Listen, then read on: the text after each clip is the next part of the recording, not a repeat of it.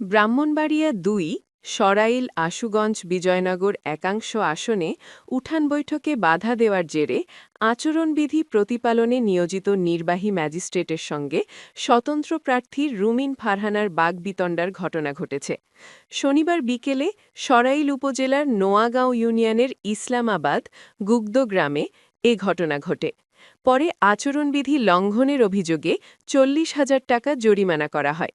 জুয়েল মিয়া নামের রুমিন ফারহানার এক অনুসারী জরিমানার টাকা পরিশোধ করেন।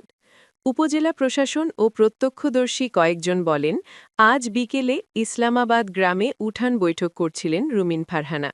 তিনি বক্তব্য রাখার এক পর্যায়ে কয়েকজন পুলিশ সদস্যকে নিয়ে সেখানে হাজির হন নির্বাহী ম্যাজিস্ট্রেট ও সহকারী কমিশনার ও ভূমি শাহরিয়ার হাসান খান। এ সময় রুমিন ফারহানা বৈঠকস্থলের পাশে নির্বাহী ম্যাজিস্ট্রেটের সঙ্গে তর্কে জড়িয়ে পড়েন। এ সংক্রান্ত একটি ভিডিও সামাজিক যোগাযোগ মাধ্যমে ফেসবুকে ছড়িয়ে পড়ে। ছড়িয়ে পড়া ভিডিওই নির্বাহী ম্যাজিস্ট্রেটের উদ্দেশ্যে রুমিন ফারহানাকে বলতে শোনা যায়, আপনি পারলে থামায় দেন, আজকে আপনাকে ভদ্রতার সঙ্গে বলছি, নেক্সট টাইম কিন্তু ভদ্রতা দেখাবো না। এ সময় পাশে থাকা এক ব্যক্তিকে বৃদ্ধাঙ্গুলি উঁচিয়ে বলতে শোনা যায়, আপনাদের তারা বুইলা আঙ্গুল দেখায়, আপনারা কিছুই করতে পারেন না। এ সময় রুমিন ফারহানা বৃদ্ধাঙ্গুলি উঁচিয়ে বলেন, আপনাদের তারা এই রকম দেখায়।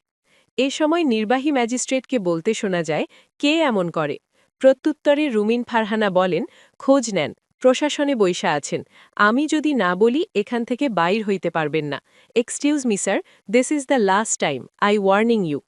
তখন ম্যাজিস্ট্রেট বলেন, আচরণবিধি ভঙ্গ হলে আমাদের তো আসতে হবেই।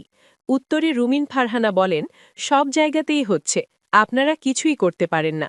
এ সময় রুমিন ফারহানার অনুসারীরা ঠিক ঠিক